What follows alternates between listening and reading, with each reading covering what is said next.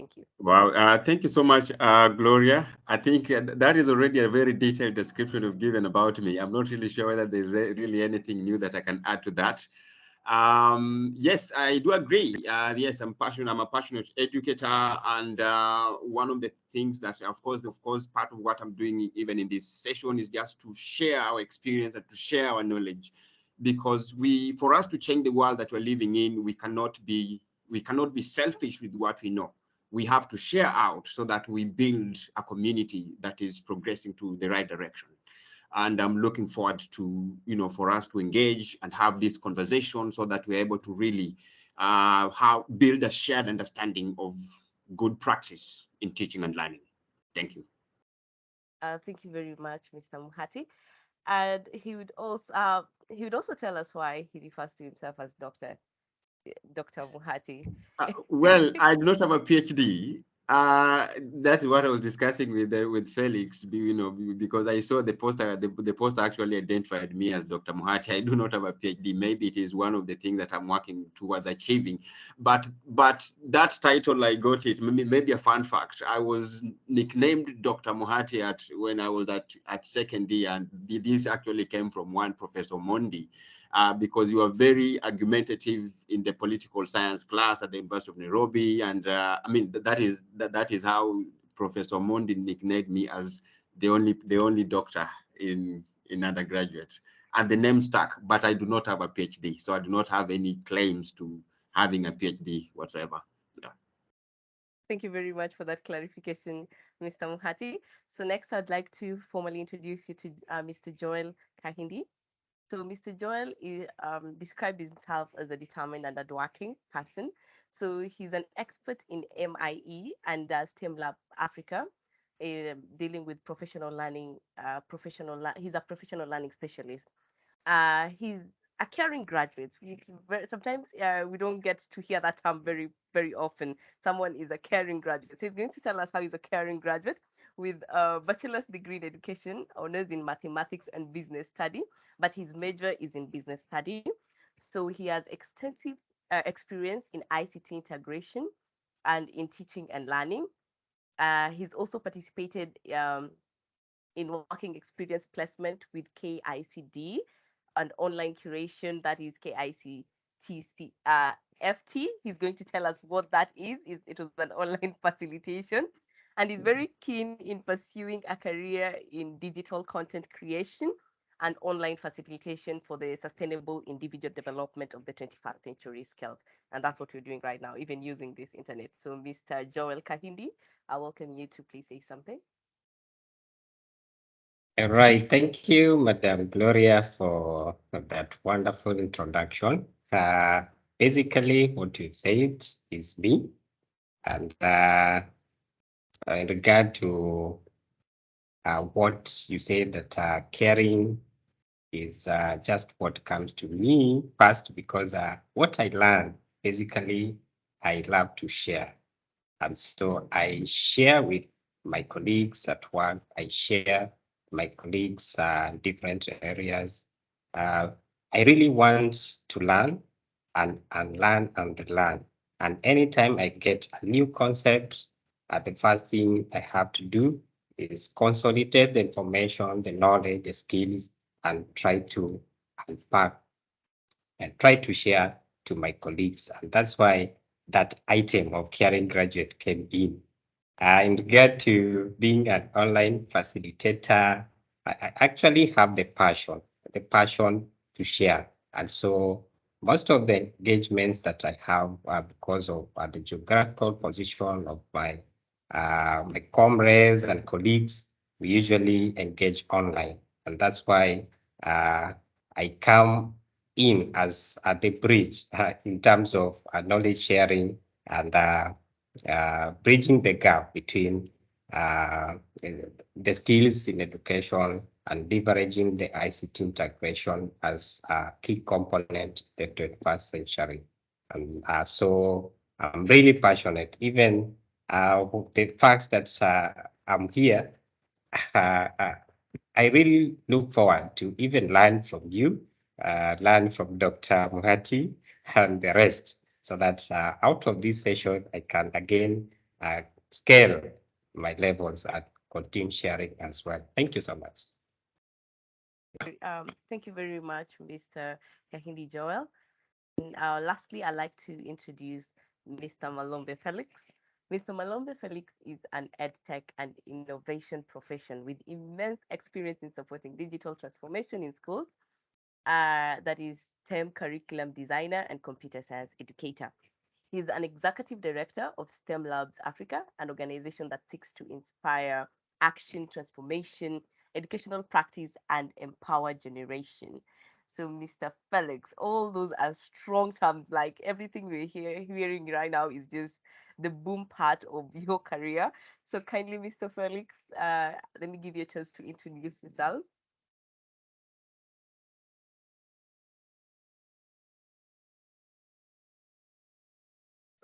I don't know if Mr. Felix is around. Someone please confirm if he's around.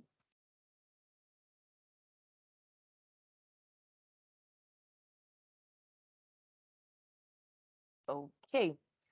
So Looks like Felix had dropped the call. yeah, could be he's dropped the call. So it's okay. We're going to proceed without him.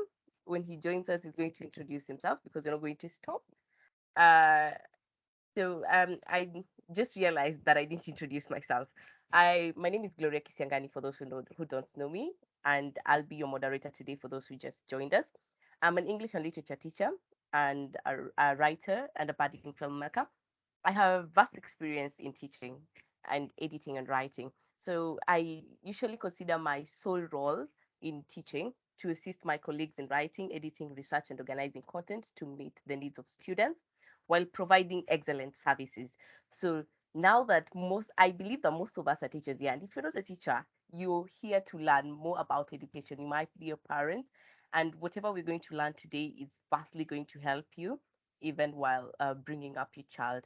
So um, I'll jump straight to the questions. I'm sure most of you would want to know what universal design for learning is. So that will be our first question so that we get into the discussion. I said, in case of any question, feel free to raise your hand or just write it on the chat instead of putting on your mic because it's going to interrupt the discussion. I've requested everyone to put off their cameras except for the panel. Okay, thank you very much. So the first question to our panel, what is, first tell us, what is UDL? What is Universal Design for Learning? Joel Kahindi, I don't know if you'll be comfortable to address that question.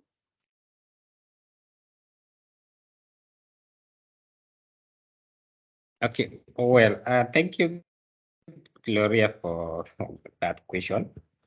So when we talk of universal design for learning, basically we are talking of an instructional approach, a pedagogical approach that teachers use in the essence of responding to learners' variability by expanding learning opportunities. We understand that if you are an educator, then at one point you must have come to realize that those learners or the students you are teaching are all different. So the only way you can be relevant to them in the sense that the learning outcomes are realized is the time that you realize that they are different and infuse what we call UDL. So UDL is just an approach, it's just the methodology that the teacher uses to bring in the learning levels, to bring in the concept of variability to all the learners, and that all learners need to benefit in the learning experience. So UDL is just the approach the teachers use to respond to learners' variability. Thank you. Thank you very much, Mr. Kahindi. And I think what I've gathered from what Mr. Kahindi has just mentioned to sum it is that UDL is an approach to teaching and learning that gives all students equal opportunity to succeed. And I think that's what most of us want to do. We want all our students to succeed after the end of the learning. So I'd like to Now that we understand what UDL is, let me introduce again our final panel member, that is Felix Malombe. Mr. Felix Malombe, are you in? Are you able to introduce yourself before we proceed?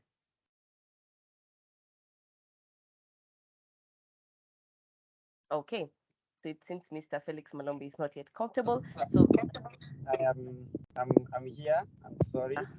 okay. Yes, I'll go on and introduce myself. Apologies for that. I have challenges with my network, I think. So my name is Felix Malombe. I am um, I'm a teacher. I'm a education technology specialist.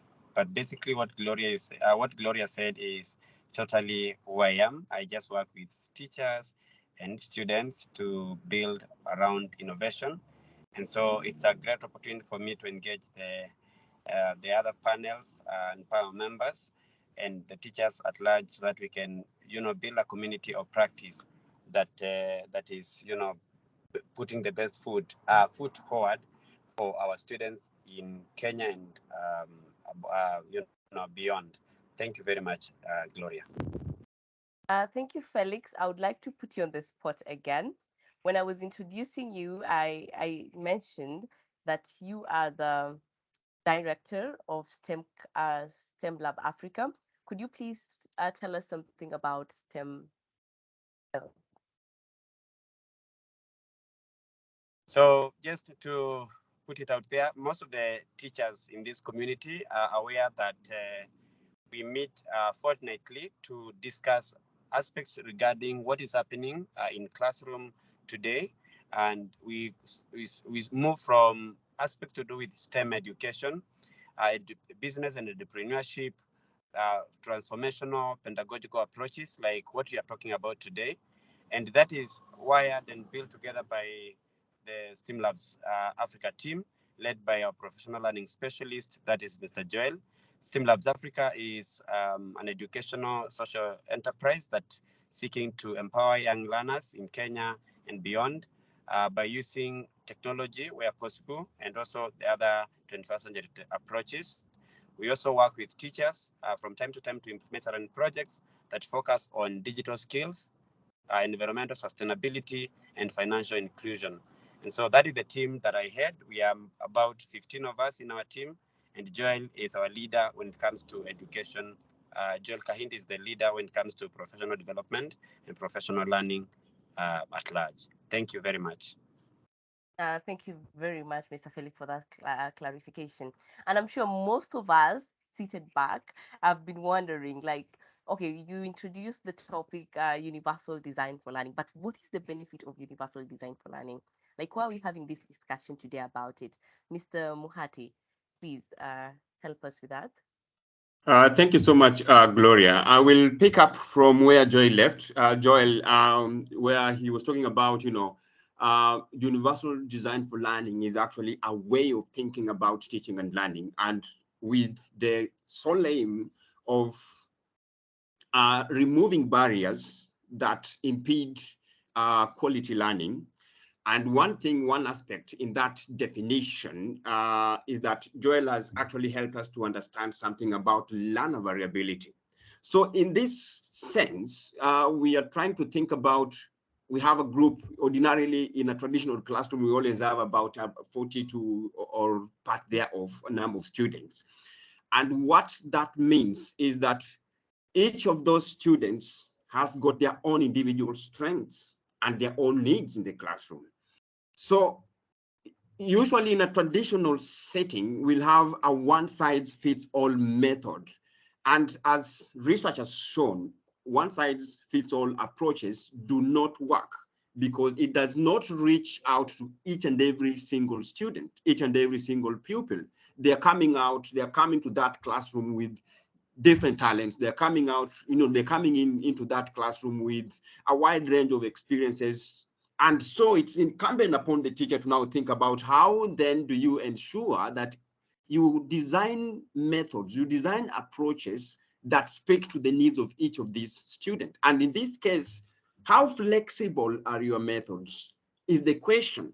How accessible are your methods is the question. And so the answer then is now being brought forth by this invention called the universal design for learning, whereby you are talking about universal design for learning as a way of thinking about teaching and learning. You are now looking at every student, not not as a group, but then when I am in that classroom as a teacher, every student matters. Each and every one of them has got their own needs, and so while I'm designing my lesson, I need to think about, yes, this student, whereas there's one student who is so energetic and likes doing things hands-on, what kind of activities will suit their needs. Whereas there's another kind of a student who is not very talented in doing things hands-on, but is very good at maybe thinking about creating videos or creating cartoons or doing mind maps and all that. All that energy has to be optimized by the teacher. And so the answer comes, the universal design for learning. And that is where the significance of the whole creation comes in. Thank you very much, Mr. Muhati. In case you have a question on what he said about the benefit, you're allowed to put it on the chat or raise your hand. I will be accepting questions. So, Mr. Muhati mentioned something about learner variability.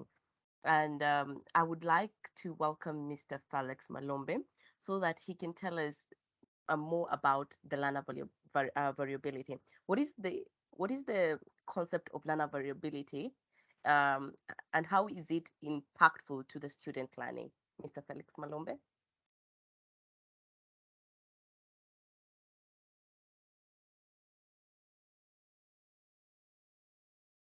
Mr. Felix Malombe.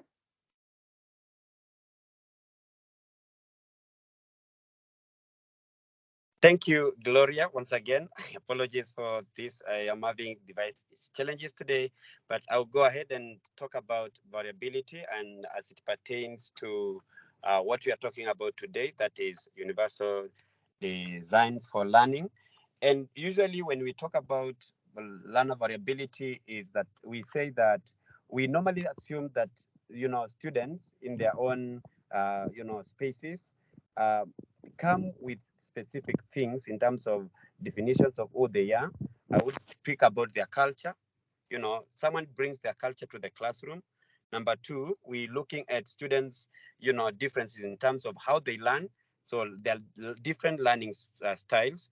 There are those who learn using the audiovisual, styles. Others focus on visual, and then we talk about kinesthetic, which approaches in which and how students learn in the classroom. Most of the teachers are aware of the platform or the program we call, is it a program really? But the theory we talk about called the Bloom's taxonomy, where the focus is on levels of learning. And it is in these levels of learning that we talk about, at different levels on how students learn. But even still with that, variability focuses mostly on how students learn and what rates they learn and what ways they can learn. At STEAMLabs Africa, one of the things that we believe in is that every learner learns differently rather, and at different rates and in different ways. But every learner has the same capability for learning. So when you talk about learner variability, we are actually saying, yes, all students, the 40 students that Mr. Mohati was talking about, are different. They are different. Maybe some of them are close to others, just like we have individuals where, we talk about personalities, the phlegmatics, the melancholies, the choleric, and these other personality traits that we keep talking about.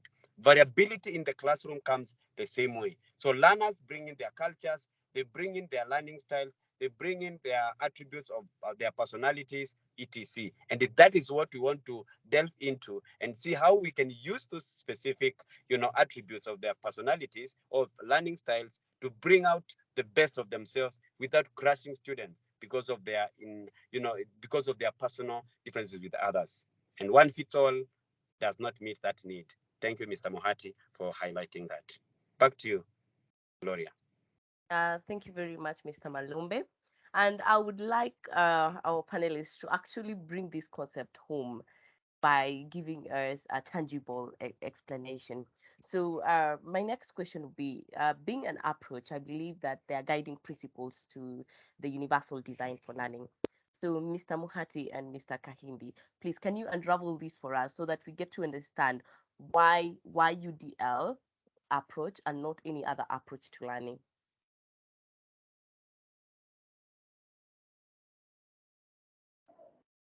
Yeah, who starts? Sorry about that. Mr. Muhati, you can start, and then we can have Okay. Mr.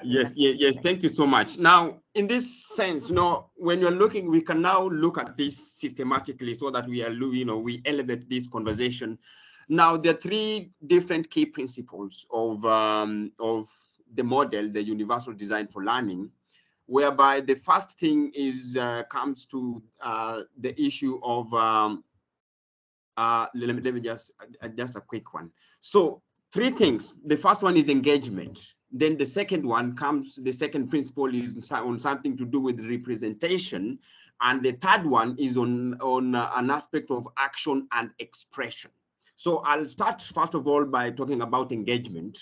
And then we try to construct an example of how practical that can be in our classroom. So on the issue of engagement, one of the things that research shows is that learning is not successful most of the time when students are not engaged.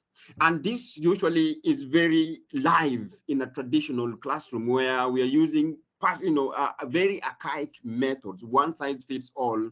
And sometimes we forget to consider that every student matters and every student has got their own needs, their own learning style, and everything that Felix has just highlighted. And so they become disengaged. When a student is disengaged, that means they're not even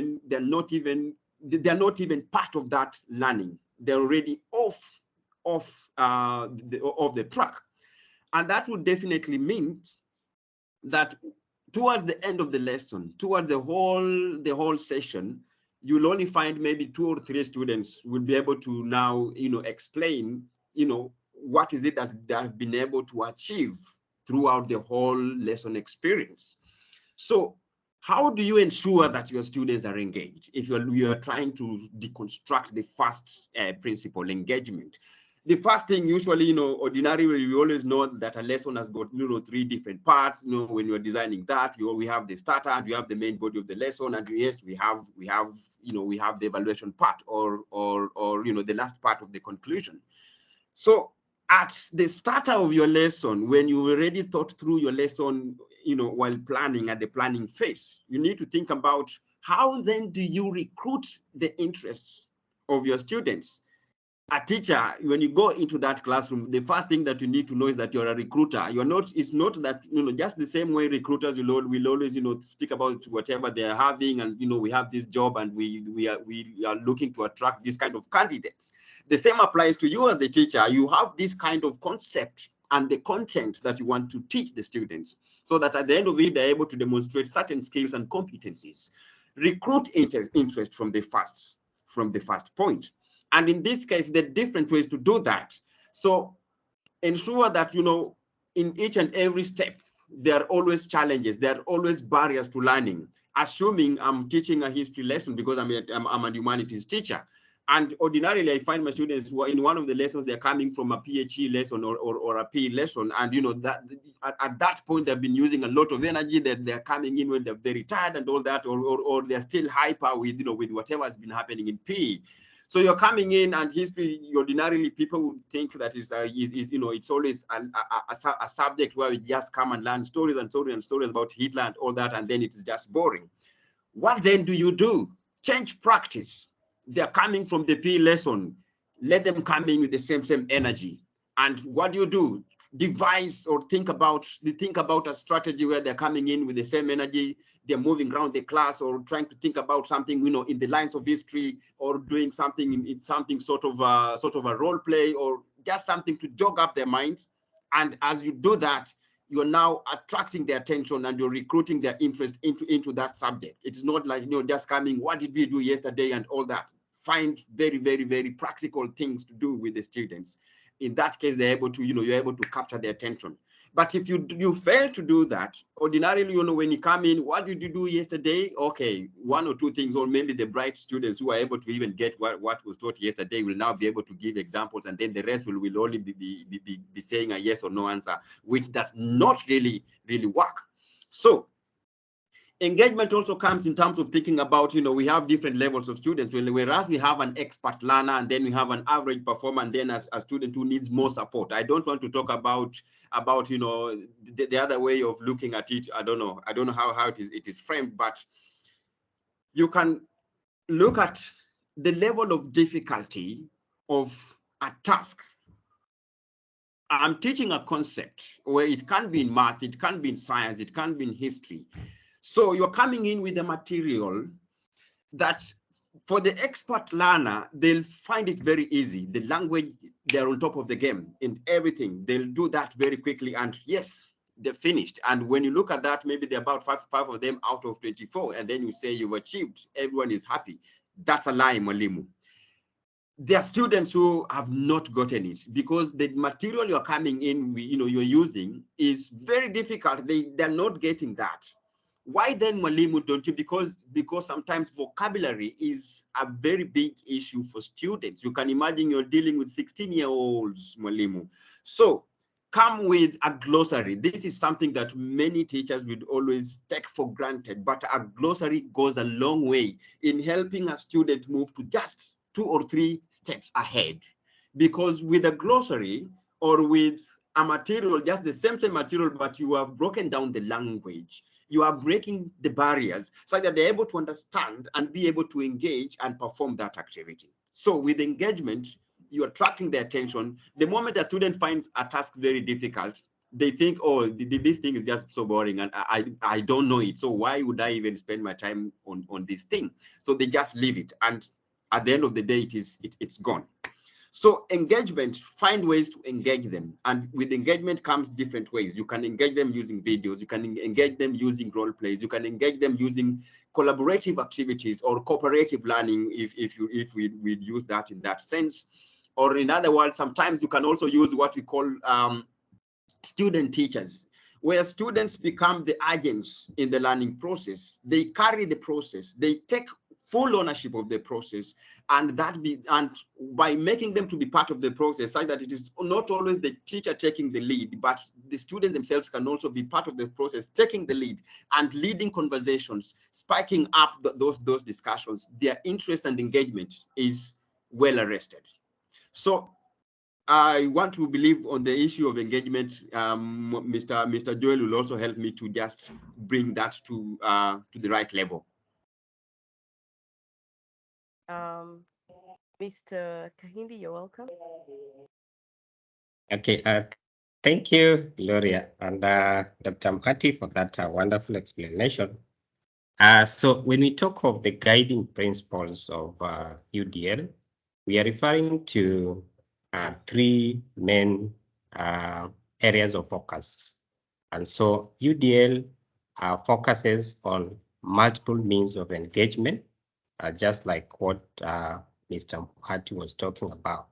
So now when you talk of multiple means of engagement, as the educator in class for this case, you need to understand how best are you going to engage this learner. Probably you want a concept to be understood. And so we have said earlier that these learners are all different. They are learners with multiple or multidimensional understanding. And so a concept may be delivered in the same way, but the level of engagement can be varied. In the sense that, for example, if you have probably the bright learners, if I may say, these learners require much of the engagement so that they are not bored in the learning process, as opposed to those who are time takers and even those who have diverse barriers in the learning process. So, for example, if maybe you want to, okay, a teacher is probably teaching the concept of writing an essay, for example. So if this writing of an essay is the concept or the outcome, the desired outcome to be achieved there, then the teacher must look away in which that all the learners are engaged. Are they going to read a piece of article and then write a reflective journal? Are they going to do an audio? Are they going to do are they going to actually make up a group discussion and come up with a poem, for example? So that multiple engagement will now bring in all the learners on board, in the sense that you have at the center of your mind that every learner has to learn and understand the concept as well. So vary the approaches in which you are going to engage your student. Just one option may not be the best because all the learners are different. It may work for one, it may work for the other, but it may not work for the third student. So the interest in learning is also varied. And so when you engage them in multiple ways, then all the students will enjoy and learning will be small. So that is about engagement. And the other item about the principles of UDL is about multiple representation. So options, again, must be provided. As the educator, you are presenting information, you have the concept, you have the curriculum with you, but how do you deliver the content to the student? Just like Gloria, you started by saying you can write in the chat, you can raise up your hand. You see now, you want to reach out to everyone. Probably I may not be able to write in the chat, but probably I can raise up the hand and speak. So you have given the platform that I can either do this or do that, depending on the choice, depending on that comfortability of wherever I am, or the choices provided. Then the other aspect is about multiple action or multiple expression. You need reports from these students. Then how do they come up with the feedback? How do they report back to you? How do you collect the feedback from the projects they've done?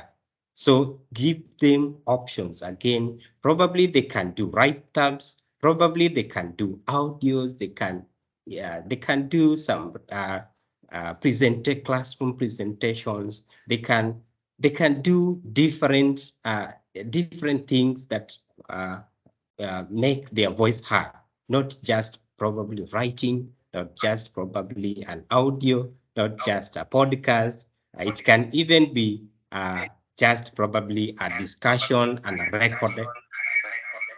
recorded discussion, which can again be submitted as a group assignment.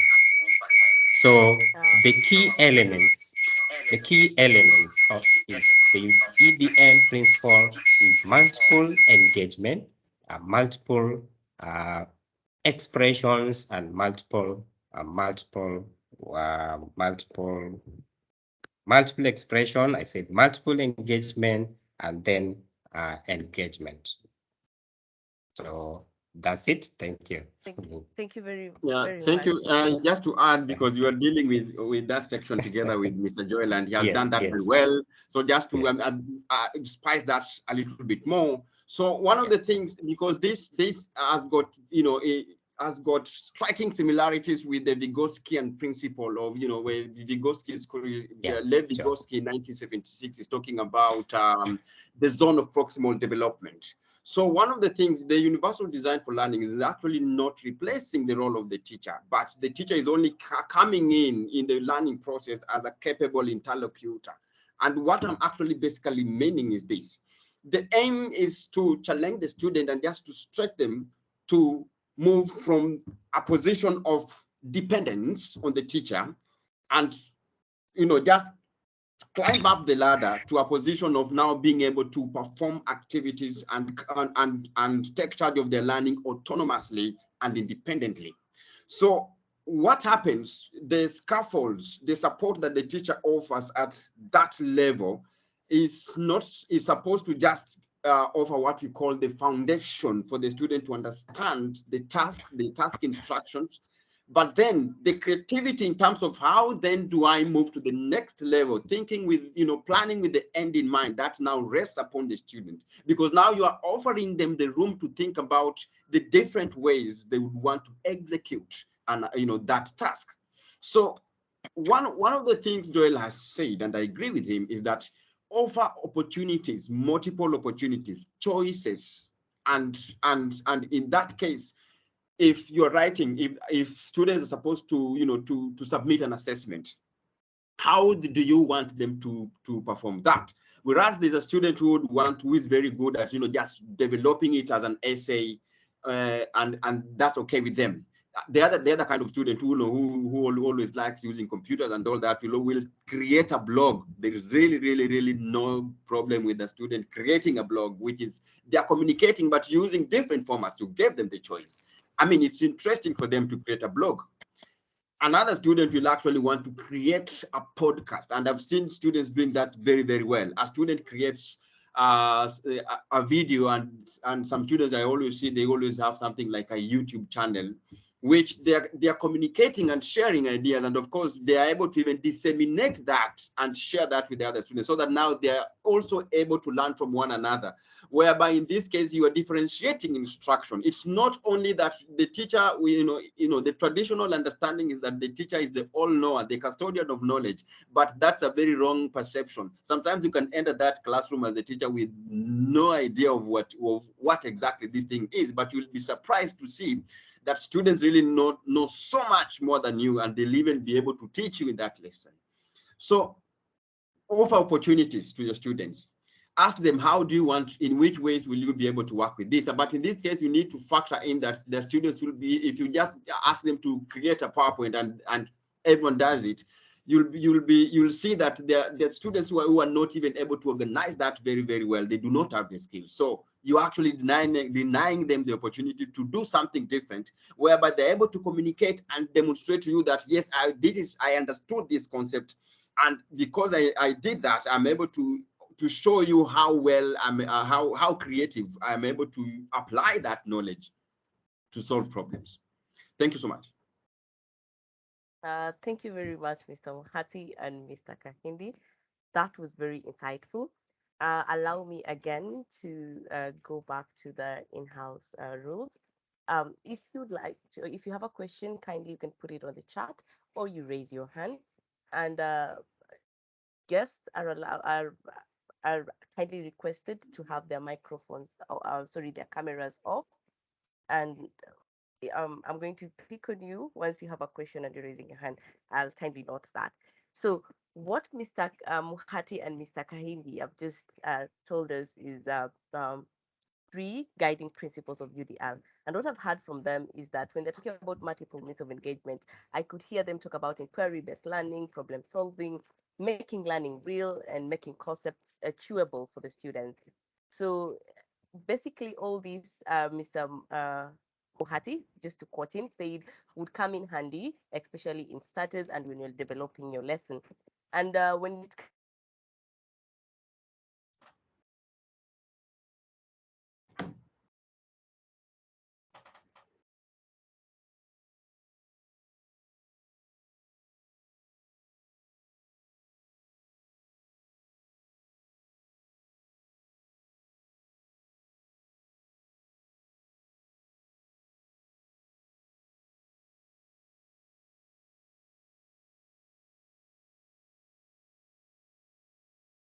I think she might be having a problem there. That is Gloria. She might be having a problem. And maybe I can pick up from where she was before she comes back. Yes, amazing leaders there, Mr. Mohati and Joel, leading us through the three principles of UDL: representation, expression, and engagement. It is really something so clear to us, whether you're talking about engagement and disengagement. By the way, many of us have, taught, for a very long time. Anyone can hear me? Joel, can you hear me? Yes, we can hear you. Yes, I can hear you. Yes, Felix. thank you. We can Yeah, hear so you. Yeah. yes, we have taught many lessons in the past with, with disengaged students, and then sometimes we punish them because of what it is they are doing. I mean, like they are not. We think they have a problem, but it's us who are really missing out on the opportunities. Mr. Muhati and Mr. Joel speaking passionately about that, and so again, engagement is key. Then the other thing, I think, without repeating what they are saying, is expression, multiple ways of expression, whether it is exams, give a paper, or whatever it is that you're going to do. And finally, of course, the presentation. And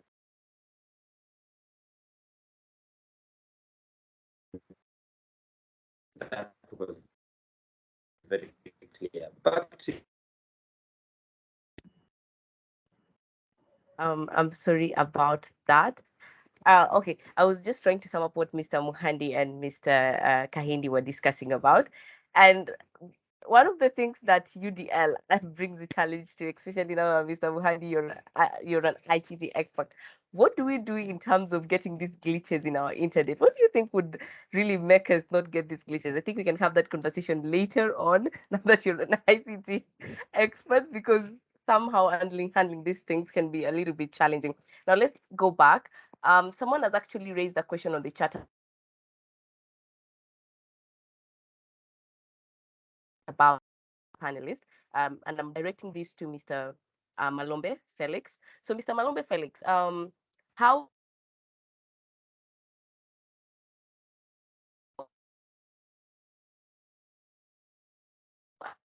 can you please touch on the teaching methods, the assessments, and classroom management?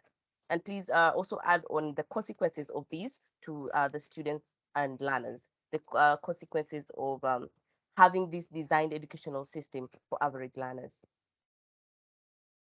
Welcome, Mr. Felix. Gloria.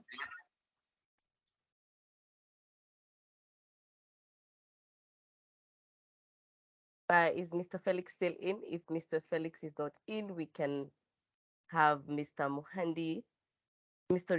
Kahandi, and Mr. Muhati. Please help us on that question. Could you please just rephrase the question so that I get it well, kindly? Okay. So from the chat, someone also asked about assessment when it comes to universal design learning. And if I could read out the question is, one of the hurdles towards effectiveness of the UDL is assessment.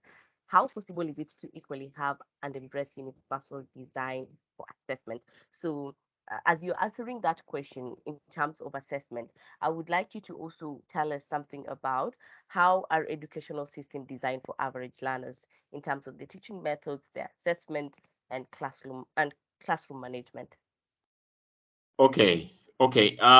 One of the things about assessment, usually there's something called the assessment criteria or the assessment objectives, which yes, that is actually what guides the grading or whichever way, how are you going to assess them. And one of the key things coming out in educational literature is that teachers are actually failing to have students understand the assessment criteria, or what we call task-specific rubric. Yes, you want the grade 8 students to produce a report, and in that report, our report needs to have a format. So if you're grading that out of 10, what will a 10 mean and what will a 2 mean? You just don't write a 2 out of 10 just for the sake of it. You can have some kind of a rubric. 1 to 2 would mean the student did not, what aspects of the report did the student fail to have there? Yes. Or 9 to 10 is because these are very super report that the students has written. And in that case, looking at the criteria that you develop together with the students, because you just engage them with the task specific criteria. So when you see what are the standards that you're supposed to meet or to achieve for you to score a 9 to 10, and you discuss, maybe the student will tell you, yes, the report has got a, a very good introduction, and and the body of the report, has got different paragraphs. Each of the paragraphs is discussing, a broad idea, and that is linked well back to, to the entire theme of the report. And towards the end, there's a conclusion of that. So one of the biggest hurdles, of course, this, I'm not really sure whether this might be linked to the University Design for Learning, but I think because we're talking about breaking barriers to learning, it's incumbent upon the teacher to just take your students through the rubric. You can even create the rubric with the students themselves so that they understand, yes, while I'm working on this report, I need to think about what are the standards that I need to achieve. What am I supposed to have as an introduction, and how am I supposed to develop the body of my report? How am I supposed to present the final report? What is the structure? Those are some of the standards that the student will need to understand for them to just be able to capture that very, very, very well. So if it is in mathematics, I do not teach mathematics, but I stand to be corrected. There is always something about a formula that guides, that guides, how procedurally are you going to tackle a sum. And students need to understand, I mean, if I'm going to score 8 out of 8 in a sum, what does that mean? Maybe procedurally, in this procedure, what am I supposed to demonstrate? What standards am I supposed to show? And you take them through that. You can create, you can do a sum with them together. Let them also think about, we are going to grade this, we are going to be assessed or grade this together in class, but then first of all, let's create the criteria together. It's like another way of saying, let's create the mark scheme, but then it needs to have descriptors or the standards that each response needs to meet. So on the issue of assessment, sometimes it's also, again, a good practice, also differentiating assessment and thinking about how then do you ensure that the assessment is also not like appearing to be a one-size-fits-all, where it's only the expert learners who will be able to tackle that assessment and score and perform very, very well. But then that is to the detriment of the rest, because that is a traditional way of approaching assessment. Have different ways in which you can assess them in terms of doing the same task, but doing it differently. Yeah. Yes, I want them to present information about, if it is something communicating about the effects of drug abuse to young children in a certain city, and they're doing that investigation. So whereas a student will want to, even how are they going to collect data? Maybe if it is primary data, a student would actually want to go out there and interview 1 or 2 professionals in that field, and then come and put that data together and compile a report. Someone else, as another student, will actually want to have a conversation or a roundtable conversation with other students within the school, and that forms part of the data that are going to get, to collect and write a report, generate a report.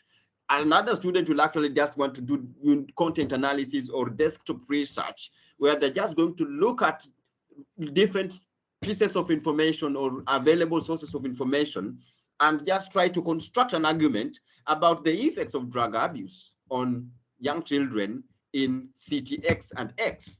They're trying to approach that, but in strikingly different ways. You can imagine, strikingly different ways. So one of the things you've opened up the space. It is not that just letting them sit, for 1 hour and writing an essay, but at the end of the day, they need to demonstrate that under conceptual understanding. Offer those multiple opportunities, multiple choices. Let them do this in different ways. They can do that and then present that as a report in a report format. And then you need to agree with them in the task specific rubric. If you're going to do a report, what am I going to see? I need to see a clear format, a clear structure. If it is a PowerPoint, then there has to be what kind of digital skills do you need to actually show to the examiner, so that this PowerPoint is actually well structured, well organized, and when I'm looking at it in terms of the relevance of the content you're putting in each and every section, it actually makes meaning. Those are the skills that they're trying to demonstrate. Another student will want to do that in a different way, not necessarily doing a report or whichever way. I mean, other students I saw in my class, students just decided, we are going to actually show you that we understand what it means. We're now going to have something like a panel conversation, and you'll have to grade this. I mean, do not deny them that opportunity. They'll sit there, do a panel conversation of 6. One of them will be a moderator, like Laura is doing very well, and then the other ones will also be coming in and as experts in their own fields, and then they'll be having that 15-minute conversation, and the rest of the class will be learning. Mwalimu, can you say these students are stupid because they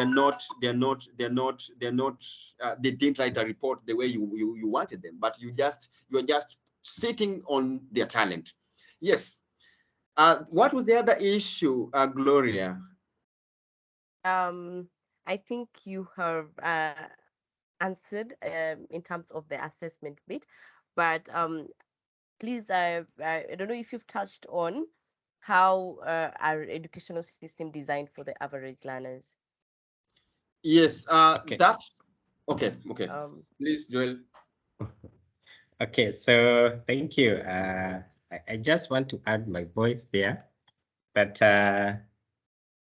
we know we have the concept of UDL, and from the discussion so far, we have seen that all the learners we have in our classrooms are different. And so even when we now get to the point of us putting or structuring an assessment, then we need to understand that we are designing an assessment not for the average learner, but the multi-dimensional learners that we have in the class. So the idea of having, for example, fixed schedules for assessment, that creates a barrier. For example, if you have an assessment and then you create a timetable that goes for 1 or 2 days or 3 days, and after that, then no learner is allowed to do the assessment, then you have really denied those learners. Probably a learner within the 3 days falls sick, and so you deny this learner the opportunity to do the assessment in the good condition. So that is one of the traditional way that we have in terms of assessment. Then another item is when you restrict the verb. You are designing an assessment, but there are those verbs that are restrictive in nature. Like, for example, if you want the learners to write a poem, to write an essay, well, they can write. But remember, not all of them are good in writing. So that verb write in a way restricts the ability of other learners who could maybe do it better when probably they make a podcast or probably they make an audio. So that is one of the ways that we have to look into as educators when now we bring in the concept of UDL, that even as we design the assessment, you need to understand who are these learners ahead of me. And so give them the opportunity, give them the options to even have a video cast, a podcast, or apart from the writing script, are there other alternatives that these learners can submit their work instead of just a write-up? Okay, then in just a simple explanation, even the setup of the class, you need to have a purposeful arrangement in that class that will trigger collaboration in the sense that these learners have to discuss, they have to think and pair, then probably share what they have discussed to the larger class. So that arrangement, it shouldn't be a way that these learners are just sitting facing the teacher and the teacher stands maybe in front of the whiteboard or the blackboard, and he is or she is just regarded as the custodian of all the information. Give opportunities the students to discuss. That discussion can again be assessed. If it's a project for this case, Mr. Muhat talked of the rubric. The rubric can go down to analytic rubric, where you check every component, every part is graded. So you realize that you are not just looking at the outcome, like if it's a product, then you grade it. But these learners acquire points as they do the project along the way. So maybe that is what I can add to that. Thank you. Thank you very much, Mr. Kahindi. Mr. Malombe, I know you have something to add on that. You're welcome. You know, today it's not my good day, but I'm having a good moment learning from the learning amazing leaders here. And there is a lot of discussion going on. So just to weigh in, one of the things that I feel needs to be reformed because of UDL, and if you are a teacher, you should hear this, is this thing we do where every end of term we are saying the cut. I'm trying to bring it home that the cut only counts only 30% and the exam counts 70%. Okay, I'm trying to threaten someone here. So I'm saying, let's reform. If you are in charge of assessment in your school, let's change this. Let the for UDL to make sense and for learner variability to be captured. Let's make the continuous assessment tests be out of 70 and that exam bit only 30 because exam comes with a lot of pressure and it doesn't really, it's one what do you call it, Mr. Mohati? One fits all. One size So fits all. yeah, one size fits all. So, you know, these assessments that you're going to do within the 70 marks that you are awarding our students will feature things like this panel discussion that Mr. Muhati is mentioning, what Mr. Joel Kahindi is mentioning in terms of the presentation. And I will share from my experience. So I had the privilege to be the one who is allowing students to be creative and come up with projects in my former class.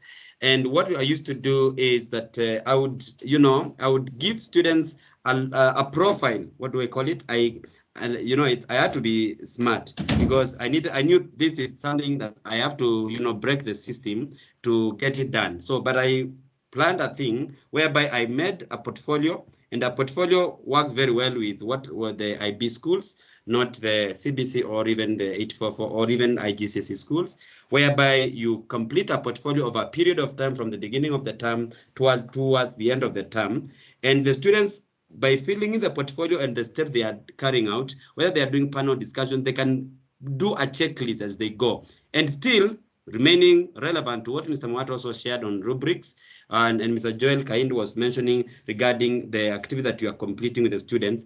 Those, whether it's a rubric, it fits into the portfolio, and they keep doing a checklist as they go. So this then gives me an opportunity to experiment my students based on their best skills. There are students who are good, who are artistic in their learning. There are students who are, do the hearts-on, minds-on, and hands-on approach, the kinesthetics. I want to be able to capture their attention as they go. And then the other thing that UDL, I see UDL, it might be mentioned in many of the researches, but deep down, when I sit down and study and understand it, I see a lot of the 50C in learning. There must be a place of choice, student choice. So like Mr. Mwata has mentioned again, so students are able to choose what they want to do based on their skills. But again, also the teamwork, the collaboration, which is the other C in education. The collaboration comes in whereby students don't have to be, if we are talking about coding, because that's my background, if students are talking about coding or, programming, some students don't have to be coders in the group. They could be designers, they could be artists, they could be gamers. And in the end, what we have is an environmental app that has been made to save the world or from maybe air pollution and stuff. And in the process, as they do that, the guidance that are put together, the material that are put together as a portfolio is the rear guard in their steps all the way until they gain their 70 marks. And then the 30% is what they sit for in the exam. And for me, you know what I would do? I would do a presentation. And then I do that presentation. It's what I do the rubric with Mr. Mohati and Mr. Joel's approach. And so Gloria is happy when she passes by my class. Thank you. Back to you. Yes, indeed, Mr. Felix, Mr. Malombe, I'm usually very happy. So we have Mr. Muhati wants to add something. Yes, I'd like to just spice up and elevate that conversation, from where Felix has left us at. Yes, we're thinking about assessment, and when you're looking at the traditional approach, usually grades. There's a lot of focus on grades, and the grades on in traditional classrooms, grades are used to measure performance. Yeah, that's the traditional understanding. However, when you're talking about UDL, the narrative now shifts entirely. Now in UDL, now you're looking at grades are used to reinforce goals. And this is supposed to be something that, you take students through a lifelong process of constant reflection. because this is a discussion, because as Mr. Felix is talking about, from the start of the term, you need to have a conversation with the students, then track the records through. Then in this case, one aspect of all this, there's an animal now that you're throwing into the room called feedback. Feedback is very critical. You can imagine you're doing everything and you're doing it wrongly. Towards the end, then you're given feedback. You are scoring an E out of, I don't know, in 844, that's the grading. You are scoring a 10% out of 100%. This because Mr. Muhati did not give you feedback. When Mr. Muhati was saying you're not doing something well, then you needed to have a one-on-one conference with the student. Have a conversation. Can I understand? I'm a bit concerned about, about your grades. It appears something is a problem. Can we have a conversation? Is there anything that I need to do to help you? In this case, the student will now start to open up that, these are the areas I'm experiencing difficulty when it comes to this and this concept. Yes, I tried doing this and this, but when I reached to this point, I got stuck. Give the student feedback. It can be verbal, it can be written, it can be recorded. Have some evidence of feedback. Now, the next time you're going to have a conference with that student, because this is something that's supposed to be lifelong, let the student reflect. Yes, this is the feedback that we did. Then we agreed, what are the next steps moving forward? Then the student says, and then I need to do A, B, C, D in order to correct on this anomaly, and then to just, capitalize on my strength and then see how best am I going to improve. So that at the end of the whole process, you find you've been taking the student through a journey of reflection, thinking about their learning, thinking about their methods, thinking about their attitude, and like introducing the concept in the classroom, then having them prepare for the exam, then we meet at the end of the semester. It does not work well for the student. Thank you very much, Mr. Muhati. That has been said with a lot of passion and a lot of emphasis. So I'm not going to repeat anything that they have said because I don't want to spoil it. So, Sir Osoro has asked a question, and actually that was leading us to our next discussion. His question is, in UDL, it is important to provide multiple means of content representation, expression, and engagement. As a teacher, how can I balance these with timely content delivery in order to fully meet curriculum objectives? So, Dr. Muhati, I would like you to approach this question. But as you're approaching the question, I would like you to explain to us what are the barriers in explain what barriers in learning are in the context of applying UDL.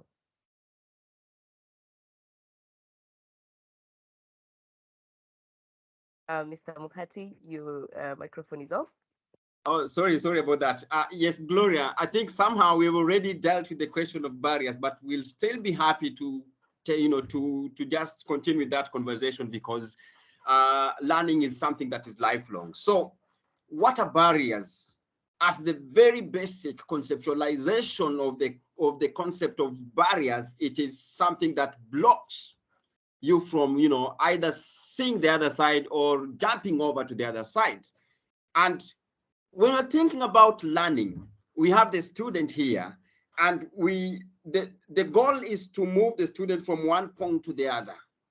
But then when you're thinking about barriers in that classroom, or when it comes to approaching assessment, or when it comes to engaging in the task, the barriers would now mean the areas that the student is experiencing difficulty, so that they are not able to meet the goals as had already been planned earlier.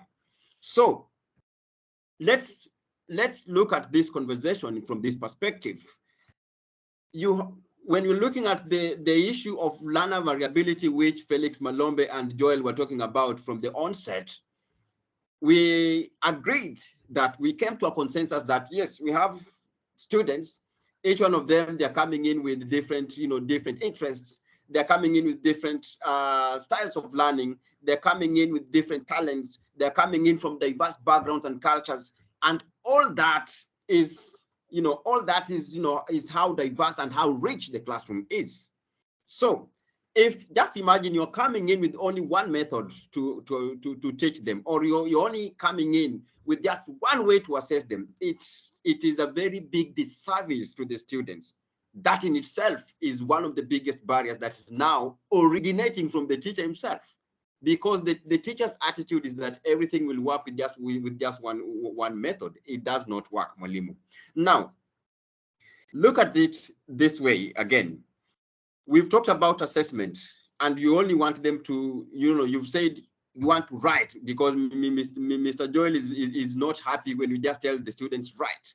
But then the concept is this: how do you want to approach this concept? Whereas you'll want to write a report, but someone else will want to do it in a different way. How well do you want to provide options? Perhaps you can provide options so that you also limit the extent to which they can go, because sometimes if you also do not create limits, it will mean that they'll end up doing the task, but they meet some other very difficult programs or difficult methods, which again, at the end of the day, does not work to the, for the benefit of the student. Just try to check whatever the student has selected as a method with which they're going to approach the assessment.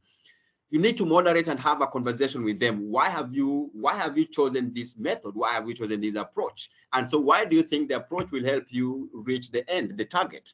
And so how practical and how accessible and how easy it is for you to just approach this, okay? So learner variability can also be looked at in the sense of gender inclusivity in the classroom. Sometimes I think there's this archaic kind of a thinking amongst many educators, and it does not work well, where you see, and just because Joel is always the tallest, let's use him to rub the board. I think because Joel is the strongest, let him always carry the chair to the other side. But that does not actually work well. Mix them up, boys and girls. It means that that is also another way of breaking barriers. But if you only isolate girls on one side of the class, or you only have certain tasks which are only specific to boys or only specific to girls, that brings an issue of ethics in the classroom, and that in itself creates barriers to learning. So there are really many different ways. Now it's just incumbent upon the teacher to know, when now you are planning for the lesson, also think about, yes, I'm going to, this is my goal, this is the target that I want to achieve together with my students as we walk through the journey of learning, the lesson experience. So what are the likely barriers that I'm going to meet? Because now in this case, it means you're now planning and thinking, having each and every student in your mind, because, well, I'll have student X, she likes doing ABCD. And that would mean if she's a student who always likes, she likes talking, there's no problem with the student who talks in class. My classes are noisy. It doesn't mean the students are not learning. At the end of the day, you'll find the student who is sometimes even the noisiest who's actually doing something there. That means put them in groups sometimes. I mean, if you're having a student who always likes talking, that is the energy. That is what they are. You can't change that. We are all talking, and talking, there's really nothing about it. Put them in a group whereby you let that talker, quote unquote, be the moderator of the group, and you give them roles and you tell them, yes, let's assume the student is called Brian. As the moderator of the group, your assignment is to ensure that this and this and this is happening in the group. And you can also assign roles to the rest of the members if there are 4. And you just ensure that one is the scriber, the other one is the timekeeper, and you as the moderator, and the other one is the person, to just do this and this and this.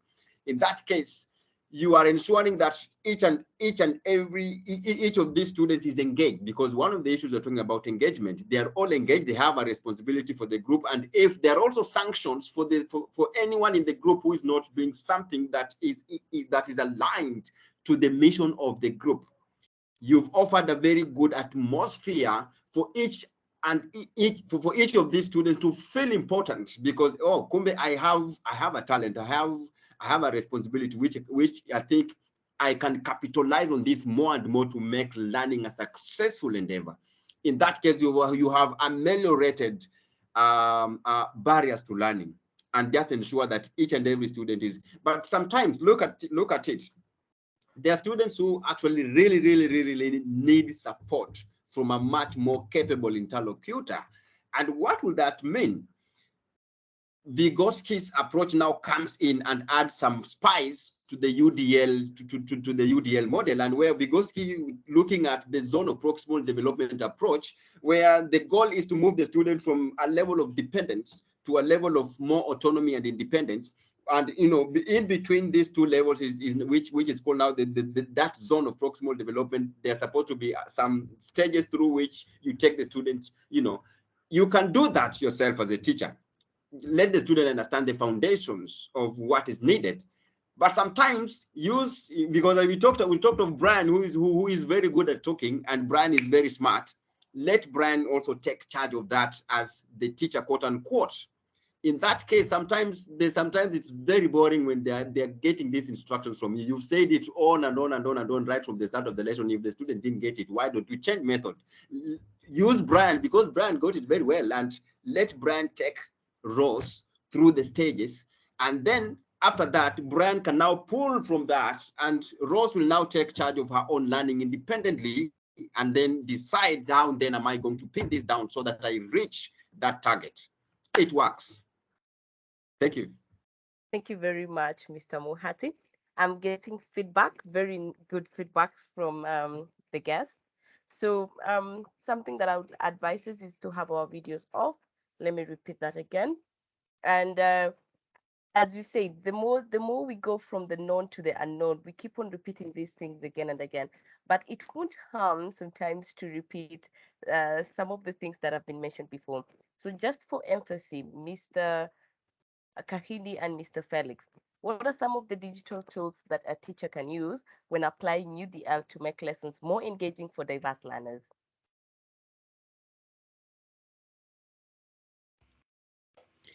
Okay, I don't know. I would have thought my friend Joel would go first and then can come in. I don't have a lot to say. Okay, Mr. But Kahindi. yeah, go ahead, Joel. Okay. So thank you for that. Now, when we talk of the digital tools that can leverage the concepts of UDL in the classroom, basically there are many tools. The only thing that the teacher has to think is about the relevance of the tool, because some tools may be used, but they actually become a barrier in themselves. And so first, when you develop the goal, then you have again to think of the barriers. But with technology and the digital tools, they shouldn't be a barrier themselves. They should facilitate learning. So one of the tools that you can use to engage the learners is Mentimeter, as just one of the guests has stated.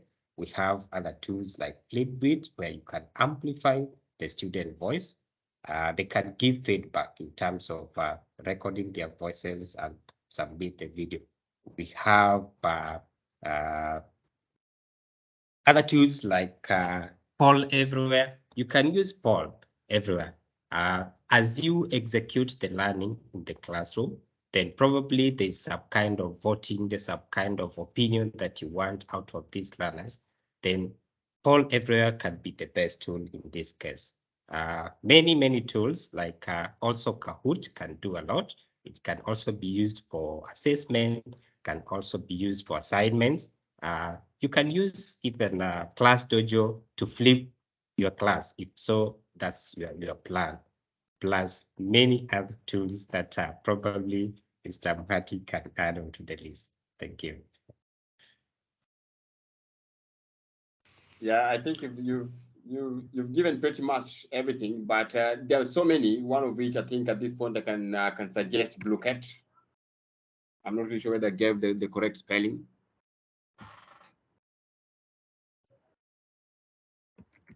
We also have Quizzes.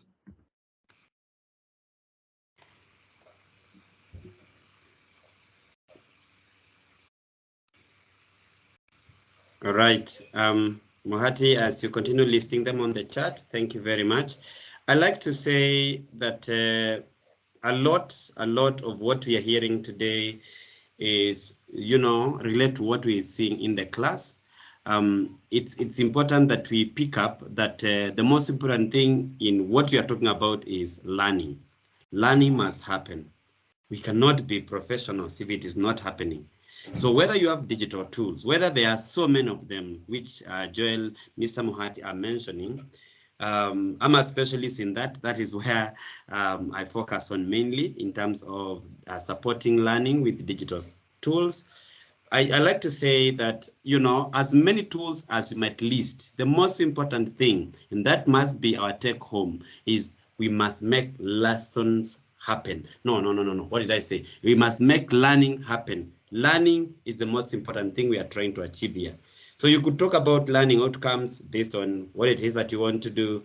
You could talk about digital tools, and you can use whatever it is that we are mentioning. Talking about quizzes, Kahoots, Padlets, Google Jamboard, you know. But you see, the reason why I wanted to speak last on this one is because I think many people feel like they are limited, and they say, "Oh, for me, for physics, I don't have pendulum." I'm telling you, I have seen a teacher using a stone and something, and they made a pendulum. I have seen a teacher teaching a concept of beams of light.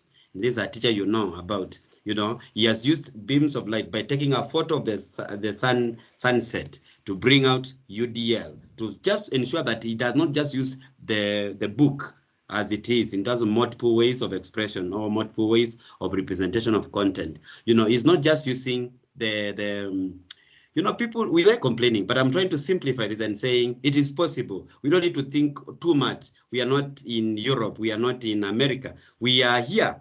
And what we have is the papers. We can cut papers and show patterns. We can take that beam of light and demonstrate, you know, the concept of beams of light, the sunset. And tomorrow we present that in the classroom using our phone. Even if it means showing the 40 students your phone, it works for you. And so one of the things that teachers are known for is improvisation or improvising. I've taught netball for girls for Form 3s and Form 4s using a tree that folds itself. You know, those trees that you can actually fold and tie with a string, and then you attach to a thing at the top, I don't know, the pole, and then you throw the ball there. Most of the time it will just open up itself, then you tie it again. But we're having fun. And the learning was happening. The rules were there. So the tools don't matter. They could be digital tools, like you're saying. I'm a fan of okay, let me not say that, because I'm a fan of many things when it comes to digital tools. But I'm saying I'm a fan of everything that enhances learning. So whatever you find, use it. Now we are changing this platform. Instead of focusing on technology, we want to focus on learning. Is that possible? Yes. Gloria, back to you. Thank you very much, Mr. Malome, for that. And I feel like most of us do know a lot of sites, a lot of online activities that we can engage our students with, like Kahoot and Shindo. So if you know some others, you can post it on the chat. I'm sure it will be very useful for us. We have come to the end of our discussion, and I would like to invite questions. I had seen Miss Marlene Obura's hand up. I did not ignore you. I have you in mind. I am, as I said in at first, I am a teacher. So, Miss Berlin, if you're in the discussion, kindly you can ask your question. Just unmute yourself and ask your question. Is Miss Berlin in? I'll only call you 2 times, and if she doesn't respond, we'll get another person. Hello, Gloria. Hello. Hello, Mr. Mohati, Mr. Malombe, Mr. Kahindi, and the rest. I'm Marlene Obura. I'm a teacher of English and literature. I teach at the Zuri International Salama School. I've been following keenly, and I've gotten great insights from the team. So just had about 2 questions. One of my questions was how to handle a 21st century learner. Our learners are not like the way we were. They're very different. They're from a different cancer generation. And most of the times when you're the teacher, you're in control, but they also know so much, even maybe sometimes pertaining the content. So how can you really handle this so that learning is more balanced, even around the class and between you and the learners? And my second question was to do with learners who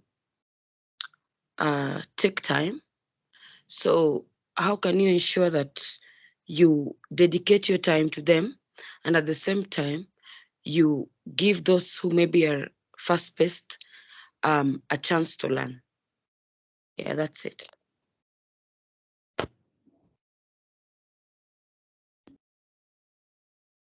I will throw it to the panelists.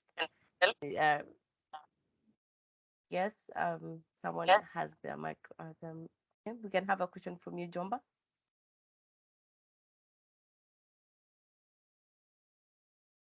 Jomba? Good. As Jomba is trying to get her her microphone to work, Mr. Malombe or Mr. Muhati, whoever would like to go first, or Mr. Mahindi, kindly, if you can respond to Miss Marlene Obura's question. Maybe I can say something about the first question and how to understand a 21st century learner, especially on their skills. I do not answer as an expert. I'm just contributing the discussion. I have found that, you know, as a teacher in this day and age, we find ourselves, you know, in spaces where our students know the content, leave alone the, even the pedagogy itself in a way.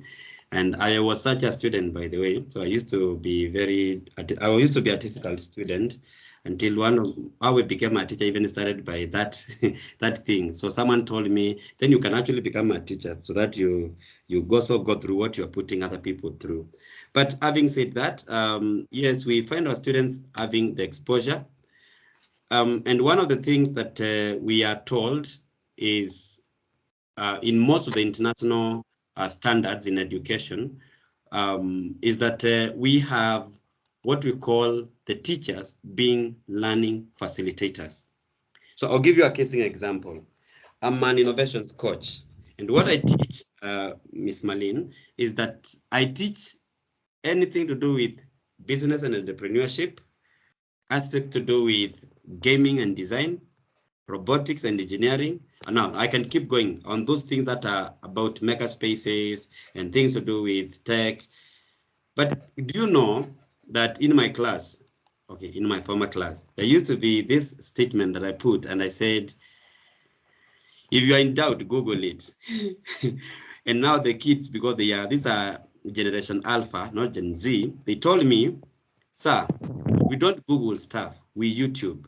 So I had to change that in my mind that when in doubt, you YouTube it. And what I'm saying is that I do not know everything. I do not have the monopoly of knowledge when it comes to game design. I do not know when it comes to things to do with coding with a language in programming called Lua. I only know Python, for example. I do not know aspects to do with business because I actually dropped business in Form 3 and I changed to history. And I became like Mr. Muhati, you know, a passionate mammoth. So let me say that without insulting ourselves. But I'm saying, you know, I don't know anything about, you know, business. I don't know. They call the economics of scale and all that. I can read all I can from Google, but it's never going to be enough. So chances are that my students will know more than I do. So what I normally do is that I provide those articles or those materials. My job is to facilitate learning by coming up with UDL-centered approaches that can help, like design thinking, document. So if you are teaching English, for example, I'll just come up with a material that is helping students to understand the concept. How the how can change, but the what, the subject matter, it's okay. I mean, like it's what I'm delivering. But also to mention that even as I do that, we keep talking about the why, the what, and the how. The students might know the what sometimes. Sometimes they don't have the experience to say the how. And also, they do not have the why we are doing this. So my job to the students is to explain why we are doing this in the first place, in as much as you know it, and not every other person knows why we are doing it together. And then I show them the how. They might know the how in a way, but they don't know everything. They are also limited in a way. Finally, to just say, most of the learners that we are talking about, by the way, they might know something to do with PowerPoint, and they might know how to connect computers, but they don't know how to use it for learning. So you are still the expert. And then in terms of control and in the classroom control, it is time, guys, to release the control. You don't have to shout at the students. The most quiet class is not the best class. The most noisy class might be the best class. So let control, let it go, and let's see what happens. The headmaster might come and tell you are not in control of your class, but when the grades will come, you will be able to defend yourself. It takes time, but you'll get there. That is my understanding of how to handle the 21st century learner as the 21st century learning facilitator according to IST standards. And I'll share that. Mr. Mohati. Yeah, to add some oil to the engine on what Felix has said. Marlin, to answer your question, because we are in the 21st century, a world that is moving very fast, and you need to also move very fast to cope with the ever-changing world each and every day. And so that actually happens in the classroom. It's good to, from the starting point, you said that is not how we were, and that is not how we were learning. Now, looking at the 21st century classroom, then you need to employ 21st century teaching strategies. And when you're looking at 21st century skills, which the students are supposed to have at the end of an educational cycle, one of it is critical thinking. These students actually know so much. In this day and age, the teacher doesn't know more than the teacher. So, unlike in the past, there used to be no resources. There used to be no, because of globalization, you can know, anything that happens in the USA in just a spike of a second. And that means just engage them. Let them look at this information and thinking critically. What does it mean in our context? And what does it mean, what does it mean for the next world? Because those are the skills that you need to, to just jog their mind up to be creative. Now, we are in an in an age of information literacy, and maybe let me say digital literacy and media literacy or technology literacy. Encourage that as much as possible. And of course, we can leverage on that, whereby when you're looking at the three principles of UDL, one of which the first one, Mr. Joel talked about engagement. The other thing, I think it was representation, and the third one was action and expression. So in this case, because I know, Marlin, you're a very, very good teacher of English and literature, this actually works very well for you. You are teaching about, I don't know, Shakespeare and all that. There's now a lot of examples now that looking at what is in the literature that Shakespeare is having, and then you're trying to use the interdisciplinary approach to just attempt to link that to maybe sociology or history or maybe global politics or any humanities, and trying to look at the manifestations of all these that Shakespeare is talking in his literature, and looking at the manifestation of that in the global context, in the contemporary world. How is that coming out clearly? Students will tell you a lot of things, and you'll actually be able to connect learning to the practicalities in the world that we live in. In that case, we're offering them an opportunity to think critically. That's one of the 21st century skills they need to have. Of course, you are promoting media literacy, whereby they're trying to find information. Of course, you need to be very, very, very cautious in where do you send them to excavate information. But that does not impede learning, because they're looking at information in different ways and trying to apply that in the context that you're living in. After all, education is now supposed to link, to help you think critically and just try to imagine how does that, look like in the world that you're living in. Of course, that also comes in terms of action and expression. Of course, engagement on one end, action and expression. Of course, at the center, we have representation. They are all interlinked. None of these principles exist in isolation.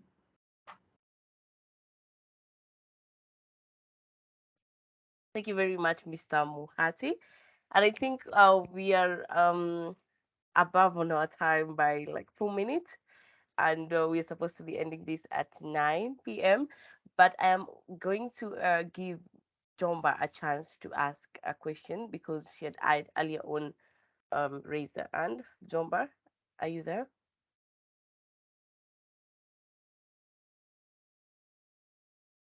Okay, just Okay, Gloria, just 1 minute, Gloria. Okay. Okay, there's That question of time takers and how do you handle them?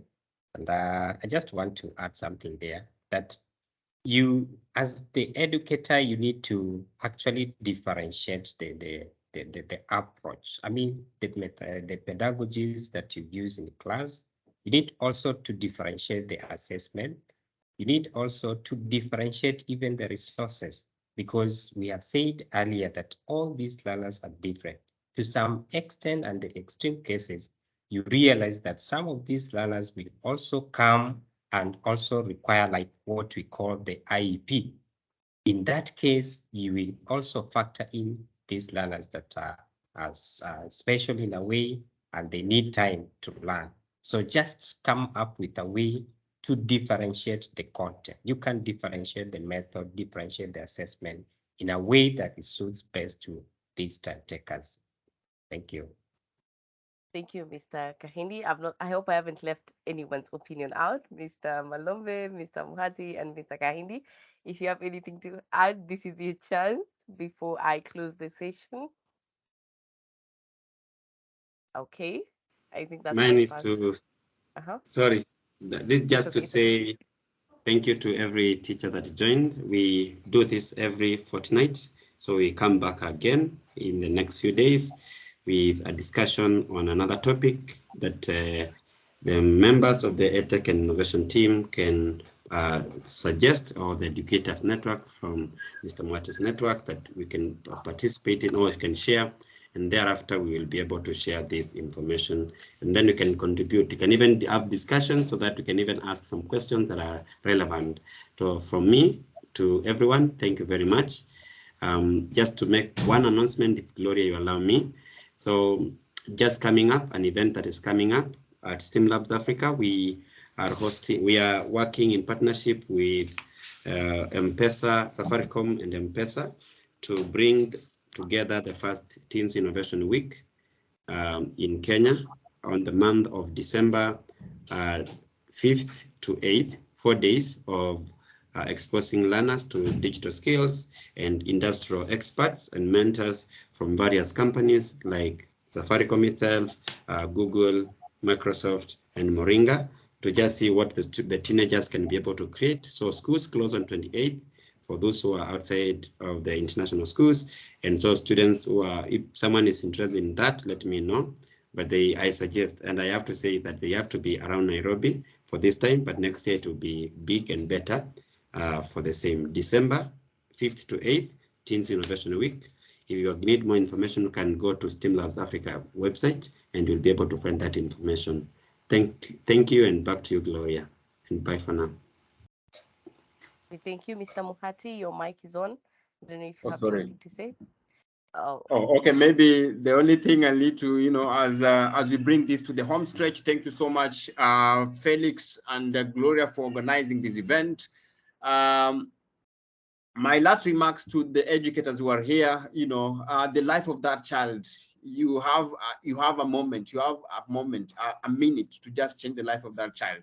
When you walk into that classroom, do not look at the students as a group, but imagine, because every parent paid school fees to bring their child to your hands. So the parent did not imagine that I'm throwing my child into an ocean of a group of students. But then the parent will actually need a report of how the child is progressing, and not a report of a group of students. Therefore, deal with the student individually. And that will mean that you are actually breaking barriers and just help every single student to get to know what are their talents, what are their strengths, and how can they optimize on that in order to give out the best for their lives. Thank you. thank you very much, Mr. Muhati. Mr. Kahindi, I'm not going to leave you out. Any final remarks? Okay, I just want to thank the great educators who have onboarded the call this evening. And I know it takes a sacrifice to be here now that it's a Saturday and being at 9.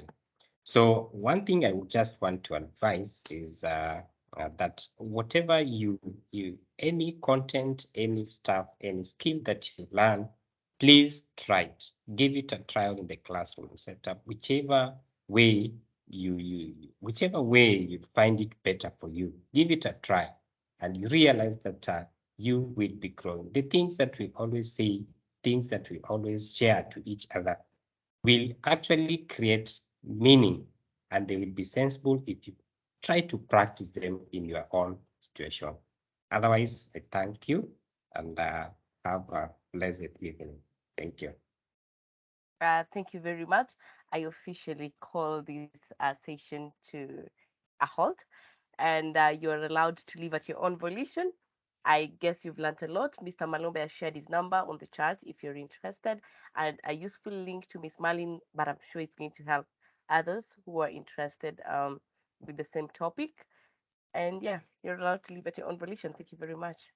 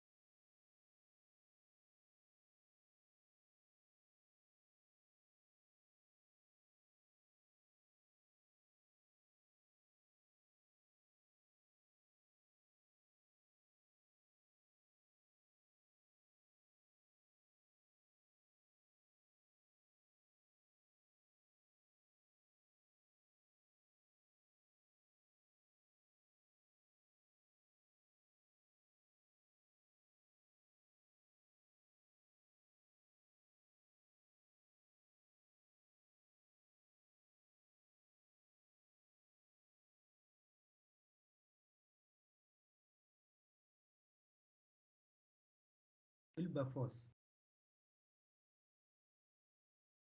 Wilberforce, habari?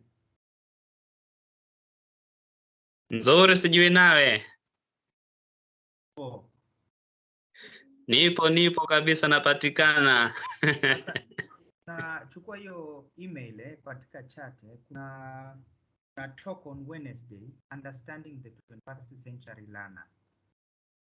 So nitakutumia link kupitia Mohamed. Mohamed. Tutakuwa na talk understanding the 21st century learner. So nitakutumia link, at least ushare na watu uone kama wataweza kuingia, so that we can share more. Haya, ni sawa mwalimu.